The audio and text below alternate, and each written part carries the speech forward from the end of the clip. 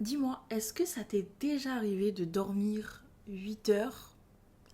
Tu te réveilles, t'es encore plus fatigué que lorsque t'es parti te coucher et tu te dis mais comment c'est possible? Enfin, t'as rien fait d'extra, tu bouges pas forcément, t'es tranquille peut-être posé chez toi ou tu travailles mais tu fais que ça et dès que tu rentres à la maison c'est canapé, lit, tu manges mais tu comprends pas exactement d'où vient cette espèce de fatigue là qui est omniprésente dans ta vie et qui fait que tu t'endors fatigué, tu te réveilles fatigué. Et le truc c'est que ça reste au travail. Des fois à 10 heures, trois collègues t'ont parlé, t'en peux plus, le matin t'as pas envie qu'on te parle parce que t'es fatigué, t'as pas envie qu'on te dérange, t'as pas envie qu'on vienne te poser des questions, tu es très facilement irrité, tu t'énerves pour un rien. Bah, laisse-moi te dire que ça m'est arrivé pendant assez longtemps parce que j'étais pareil que toi. Je me réveillais fatiguée, je m'endormais fatiguée. Encore aujourd'hui, ça m'arrive, ça m'arrive encore. Et je me dis, enfin, pendant longtemps, j'ai essayé de trouver la solution de pourquoi est-ce que ça m'arrive et pourquoi je me sens comme ça. Et bien, la vraie solution, ou plutôt la réponse qui est très souvent commune à beaucoup de cas dans ce genre de situation, c'est de la fatigue mentale. C'est-à-dire que ton corps est fatigué, il va dormir, il va se reposer, se régénérer, etc. Et quand tu vas te réveiller, le fait que tu sois toujours fatigué, que tu sais pas d'où ça vient, bah c'est juste parce que c'est dans ta tête en fait que ça se passe, c'est que tu es mentalement fatigué. Et la fatigue mentale, pardon, c'est pas quelque chose qui se résout du jour au lendemain, c'est un processus d'accumulation, il y a beaucoup de choses qui se passent entre temps, c'est les overthinkers, comme on dit en anglais, c'est le fait de tout le temps penser encore trop loin par rapport à une situation. C'est donc pour ça que je me suis dit je vais peut-être en faire une vidéo parce que la fatigue mentale ça peut aussi influencer la discipline, c'est-à-dire que à force de trop réfléchir, on finit par ne pas agir. Et le problème de la discipline c'est que faut mettre un pied dedans. Et une fois qu'on met un pied dedans, même si ça reste compliqué, c'est pas très naturel comme procédé, on finit quand même par s'y habituer. Donc, on va prendre ça un par un, comme d'habitude. En numéro un, on va dire que le trop de micro-décisions. C'est-à-dire, vous avez une sorte entre potes, vous allez passer 1 heure à choisir ce que vous allez porter, 2 heures à savoir comment vous maquiller. Pour les filles, pour les garçons, c'est en général c'est un peu plus rapide. Euh, Passer des heures à vous demander est-ce que la tenue va aller, est-ce que les gens vont me regarder dans la rue, est-ce que ça va être dans le mood de la sortie, est-ce que ça va correspondre un peu à qui je suis, est-ce que... Enfin, il y a tellement de questions qui se bousculent dans votre tête qu'au final, vous vous sentez submergé. Et moi, ça m'est déjà arrivé de plus vouloir sortir justement parce que je ne savais pas ce que j'allais mettre. Et le truc, c'est que ça semble tellement normal aujourd'hui et maintenant de trop penser, c'est naturel, on va dire, de trop penser. C'est limite quand on est trop spontané, ça fait bizarre. Juste le fait de faire quelque chose parce qu'on a envie de le faire ou de dire quelque chose parce qu'on a envie de le dire, c'est des fois ça peut être pas mal vu, mais les gens ils vont vous regarder bizarre du style mais pourquoi faire? Pourquoi toute ta bouche c'est pour dire quelque chose d'inutile alors que vous avez juste quelque chose en tête. Mais autre chose en numéro 2, la surconsommation numérique. Alors ça, c'est une extension de la main voilà, depuis que ça existe, enfin surtout ces derniers temps.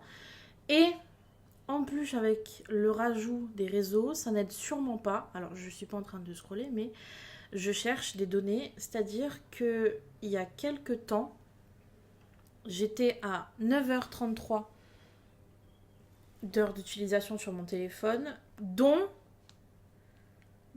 attendez, 5h12 de TikTok. Rien que ça. Le lendemain, j'étais à 8h55, donc 4h56 de TikTok. Et le jour d'après, j'étais à 6h43, donc 3h19 de TikTok. Voilà. C'est pour vous dire, c'est pas sain. Et le truc, c'est que à peu près tout le monde le fait.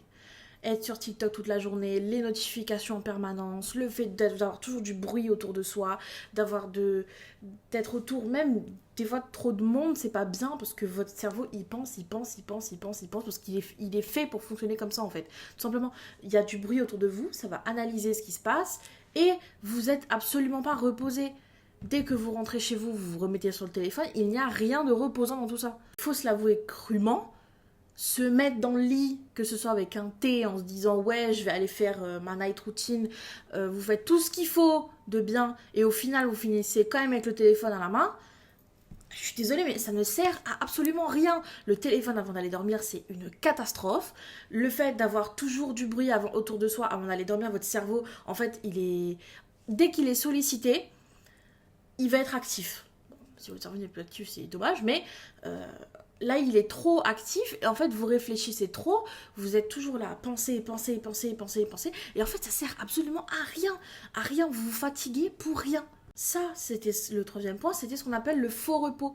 C'est-à-dire que vous vous mettez dans une situation où vous vous dites que oui, je vais me reposer, je vais être dans le lit, tranquillou, personne autour et tout, petit téléphone, scroll 30 minutes après je vais dormir. Mais en fait, vous vous reposez, mais pas du tout.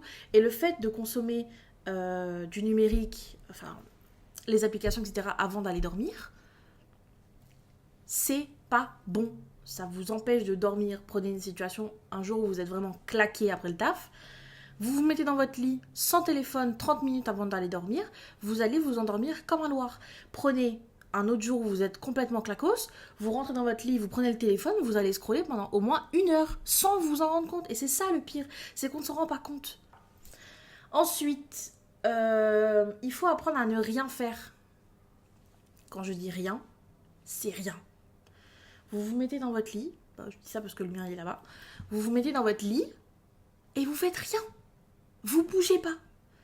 Pas de téléphone, pas de musique, pas de bruit blanc, etc. Ça pour dormir à la limite, mais pas de bruit blanc, pas de... Non, juste rien. Vous êtes zen. Vous restez dans votre lit à ne rien faire. Vous ne pensez pas, vous ne cherchez pas à comprendre les choses. Vous êtes là juste... Peace and cool. Peace and cool. Autre chose, la digital detox, c'est-à-dire une fois toutes les 2 semaines, une fois par mois, une fois par jour, une fois par semaine. C'est comme tu veux, c'est à ton rythme, petit à petit, jamais trop grand d'un coup. C'est d'arrêter les réseaux sociaux tout simplement. C'est pas de scroller sur TikTok, ni sur Instagram, ni Snapchat, ni rien du tout. À titre personnel, j'ai eu les réseaux assez tôt. Ouais, c'était un peu restrictif, mais assez tôt quand même. Et j'ai pas arrêté depuis. Sauf que il y a 2-3 mois, je crois, je me rappelle même plus, c'était quand la dernière fois que j'ai ouvert TikTok sur mon téléphone. J'ai effacé TikTok. En fait, j'ai commencé par mettre une restriction que je n'ai pas du tout respectée. Ensuite, j'ai décidé de l'effacer. Mon compte Instagram, je l'ai désactivé. Snapchat, je suis juste sortie, en fait, j'ai log out. J'ai WhatsApp pour des raisons personnelles. Mais c'est tout. C'est tout. C'est tout. C'est tout. Et franchement, bah ça ne me manque pas. Franchement, me réveiller et me mettre direct sur TikTok, ça me manque pas. Me réveiller, directement aller regarder mes DM Insta si quelqu'un m'envoie un message, ça ne m'inquiète plus. Je suis plus tranquille dans le sens où quand je me réveille tranquillement, je me réveille lentement à mon rythme. Et c'est super. De se réveiller avec une sérénité sans être comme parasité par le fait d'aller regarder les notifications, c'est super. À part Gmail, j'ai aucune notification sur mon téléphone. Donc franchement, essaye et tu verras. Alors, autre chose.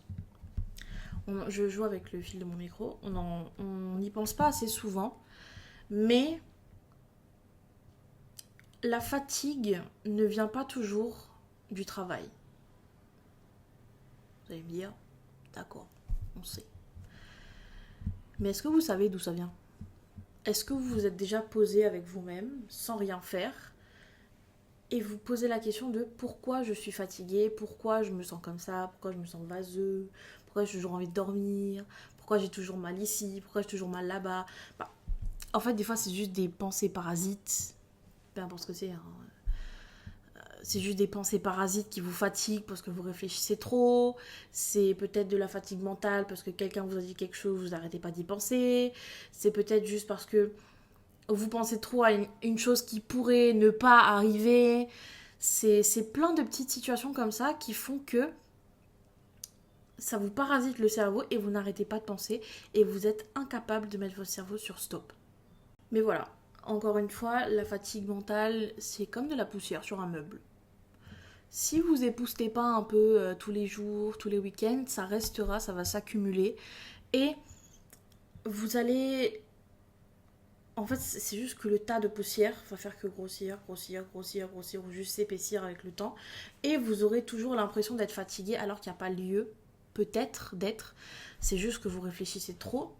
Donc, prenez quand même le temps de prendre soin de votre énergie, de mettre de la clarté dans votre vie, d'améliorer le plus possible comment vous vous sentez au quotidien, d'écrire, de parler à quelqu'un. Juste de libérer votre tête et de tout mettre sur pause. Franchement, c'est un cadeau que vous ferez à vous, que vous ferez. Mon français est un peu bancal. Et vous ne le regretterez pas avec le temps, parce que vous apprendrez à vous apprécier vous-même avec en votre propre compagnie, et vous vous rendrez compte que finalement, être tranquille mentalement, ça vous laissera plus de place pour la discipline, et tout va se mettre en place petit à petit. C'est comme un rouage qui s'automatisera avec le temps. Voilà. Sur ce, n'hésite pas à me dire dans les commentaires ce qui te fatigue le plus en ce moment, ce qui te donne des idées parasites, des pensées négatives, etc. N'hésite pas à t'abonner.